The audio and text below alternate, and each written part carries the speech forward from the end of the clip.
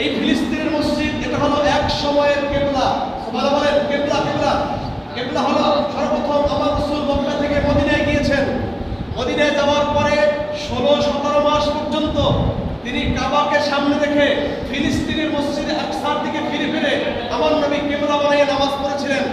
ফিলিস্তিনের মসজিদ এটা মুসলমানের প্রথম কিবলা। এটা কি প্রথম কিবলা? আল্লাহর হাবিব সাল্লাল্লাহু আলাইহি ওয়াসাল্লাম এরপরে চিন্তা করলেন, আল্লাহ আমার তো মনে চায় যে আমি ফিলিস্তিনের দিকে না, আমি কাবার দিকে ফিরে একটু নামাজ পড়ি। মনে মনে চিন্তা করেছে আমার রাসূল সেই মনে মনে যেই মুহূর্তে নিয়ত করেছিল ওই নামাজ যোহর অথবা আসর নামাজের মধ্যে আল্লাহ পাক রাসূলকে বলছেন, ফাওয়াল্লি ওয়াজহাকা শাতরাল মসজিদিল হারাম।